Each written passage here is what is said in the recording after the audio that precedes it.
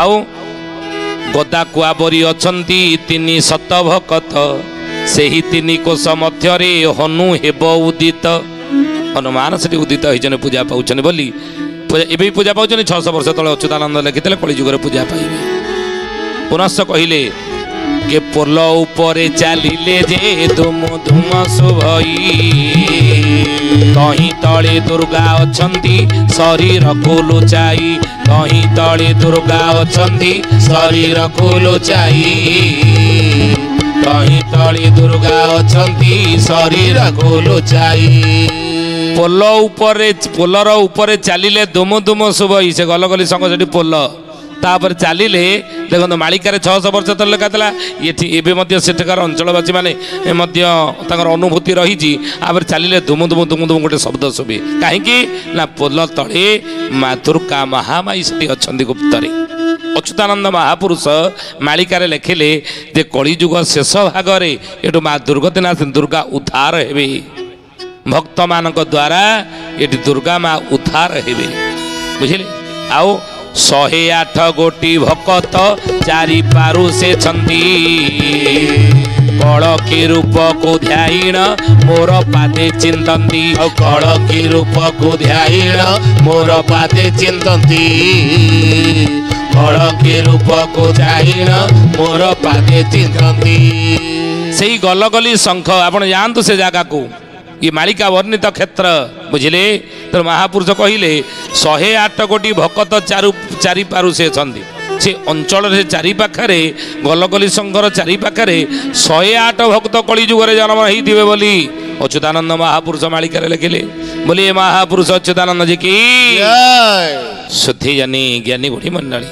कलकी रूप को ध्यान मोर पादे चिंतती कलकी रूप को ध्यान करके मो पादरे चिंता करुथिबे से भक्त माने से गलगली शंख आईटी केतबेले से भक्त माने ए ज्ञानी गुणी मंडली से दुर्गा को उद्धार करिवे जो दुर्गा माटी तले सेठी अछंती प्रत्यक्ष रूप रे केतबेले भक्त माने उद्धार करिवे ना हनु जेते बेले गर्जीव सब हेबाओ भीत प्रभु विजे कले बोलिना सर्वे बे कत्व प्रभु विजे कले बोलिना सर्वे बे कत्र प्रभु विजे कले बोलिना सर्वे बे कत्र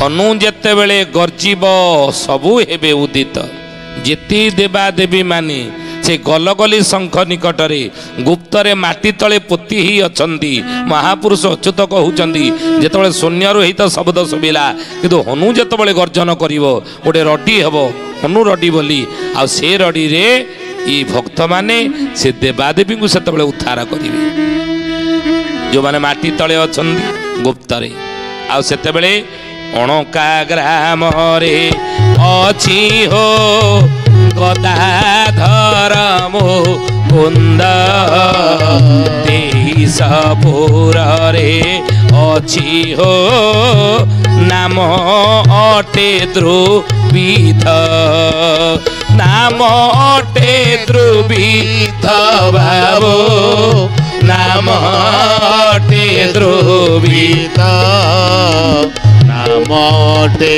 ध्रुविध बाबू नाम अटे ध्रुविध महापुरुष जशवंत कहउचंदी कहले सेई अणका ग्राम रे अछि हो गदाधर मुकुंद जेते भक्त माने ता आख पाकर थिबे चतुर्पार्श्वरे गलगली संगर चतुर्पार्श्वरे सेई निकट रे गोटे अणका गाँ अछि आपण जीबे चंडीखोलू जदि आम केन्द्रापड़ा से रोड रे जीवा पारादीप रोड जोटा पड़ी गला परे पड़ब कुंदल गोटे छक से कुंदल छकरू बाँ हाथी भीतर को गले अणका गाँ गोटे पड़ब देखिए जाऊना मालिका लेखा अच्छी गाँ अणका गाँ ଆଉ ସେଇ ଅଣକା ଗାଁରେ ଏ 108 ଭକ୍ତ ଭିତରୁ ଶ୍ରେଷ୍ଠ ଭକ୍ତ 2 ଜଣ ଜନ୍ମ ହେଇଥିବେ ଯିଏ ଏଇ ସବୁ ଦିବ୍ୟ ମୂର୍ତ୍ତିକୁ ମାଟି ତଳୁ ଉଦ୍ଧାର କରିବାରେ ମୁଖ୍ୟ ଭୂମିକା ଗ୍ରହଣ କରିବେ। କିଏ ସେ ଅଣକା ଗାଁ ନାମରେ 2 ଜଣ ଭଗତ ନା ଗଦାଧର ମୁକୁନ୍ଦ ନାମରେ 2 ଜଣ ଭଗତ ଅଣକା ଗାଁରେ ଜନ୍ମ ହେଇଥିବେ। ଆଉ ସେଇ ନିକଟରେ ଅଛି 23ପୁର ଗାଁ। ସେ 23ପୁରରେ ଅଛି ହୋ ନାମ ଅଟେ ଧ୍ରୁବିନ୍ଦ ନାମରେ ଭଗତ 23ପୁର ଗାଁରେ ମଧ୍ୟ ଜନ୍ମ ହେଇଥିବ। ଆଉ ଚମ୍ପାପୁର ଠାରେ ଅଛନ୍ତି ରାମ ଶ୍ରୀଧର ବେନି ଯଶରାଜପୁରେ ନିବାସ ସିଦ୍ଧ ସାଧୁଙ୍କ ମେଳି। ଆଉ ଦଶରାଜପୁରେ ନିବାସ ସିଦ୍ଧ ସାଧୁଙ୍କ ମେଳି ଯଶରାଜପୁରେ ନିବାସ ସିଦ୍ଧ ସାଧୁଙ୍କ ମେଳି। ମହାପୁରୁଷ ଲେଖିଲେ ଚମ୍ପାପୁର ଠାରେ ଅଛନ୍ତି ରାମ ଶ୍ରୀଧର ବେନି। ତା ପାଖାପାଖି ଛତିଆ ନିକଟ ଚମ୍ପାପୁର ଇଏ ସବୁ ତା ଚତୁର୍ପାର୍ଶ୍ୱରେ ବା 108 ଭକ୍ତ ଜନ୍ମ ହେଇଥିବେ। ଯେତେବେଳେ ଗଲଗଲି ଶଙ୍କର ମହାତ୍ମ୍ୟ ମହିମା ସେତେବେଳେ ବଢ଼ିବ ଏ ଦିବ୍ୟ ମୂର୍ତ୍ତି ଗୁଡ଼ିକ ମାଟି ତଳୁ ଉଦ୍ଧାର ହେବେ। ହେ ଜ୍ଞାନୀ ଗୁଣୀ ମଣ୍ଡଳୀ ଏଇ ଚମ୍ପାପୁର ଗ୍ରାମରେ ଶ୍ରୀଧର ରାମ ନାମରେ 2 ଜଣ ଭକ୍ତ ମଧ୍ୟ ସେଠାରେ ମଧ୍ୟ ଭୂମିକା ଗ୍ରହଣ କରିବେ। 108 ଭିତରେ ଭକ୍ତ ଯାଉଛନ୍ତି।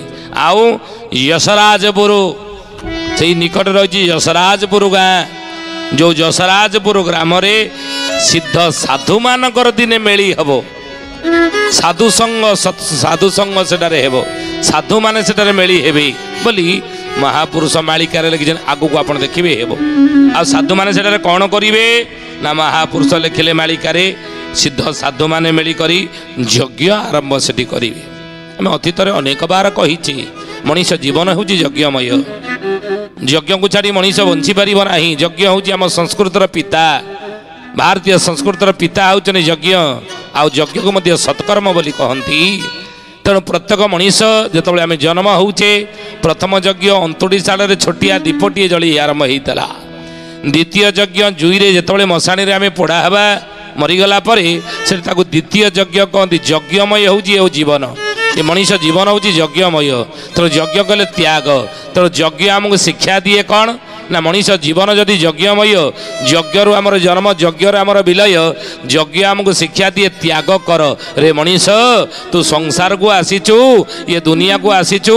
ଇଏ ଦୁନିଆରେ ଯଦି ଜନ୍ମ ହେଇଛୁ ଜନ୍ମରୁ ମରଣ ପର୍ଯ୍ୟନ୍ତ ତୁ ତ୍ୟାଗପୂତ ଜୀବନ ବଞ୍ଚ, ଭୋଗପୂତ ଜୀବନ ବଞ୍ଚ ନା। ତ୍ୟାଗୀ ହେଇ ବଞ୍ଚ। ଦୁନିଆକୁ ଯେତେ ଦେ, ଦୁନିଆରେ ଏମିତି ତୁ ଦୁନିଆକୁ ଦେବୁ ମରିଗଲା ପରେ ଦୁନିଆ ତତେ ମନେ ପକେଇବ। ଆଉ ଦୁନିଆକୁ ଯଦି ଦୁନିଆରୁ ନେଲୁ, ସମାଜରୁ ନେଲୁ, ସମାଜକୁ ଯଦି ନ ଦେଇକି ନେଲୁ ତାହେଲେ ଦୁନିଆ ମନେ ରଖିବନି। ତୁ ବଞ୍ଚିଥିଲା ବେଳେ ଦୁନିଆ ତତେ ମାରିଦେବ। ବୁଝିଲେ? ତେଣୁ ହେ ଜ୍ଞାନୀ ଗୁଣୀ ମଣ୍ଡଳୀ ଇଏ ହେଉଛି ଗଲଗଲି ଶଙ୍ଖର ମହିମା ମହାତ୍ମ୍ୟ। ଥରେ ଯାଇକି ସେଠି ପହଞ୍ଚି ସେ କ୍ଷେତ୍ରରେ ଆପଣ ଥରେ ପାଦ ପକେଇ ଦେଇ ଆସନ୍ତୁ, ଅଶେଷ ପୁଣ୍ୟ ଆପଣଙ୍କୁ ପ୍ରାପ୍ତ ହେବ। କାହିଁକିନା ମାଳିକା ବର୍ଣ୍ଣିତ ସେ କ୍ଷେତ୍ର ଭବିଷ୍ୟତରେ ଆଗକୁ ଏଇଆ ଘଟଣା ମାନ ସେଠି ଘଟିବ।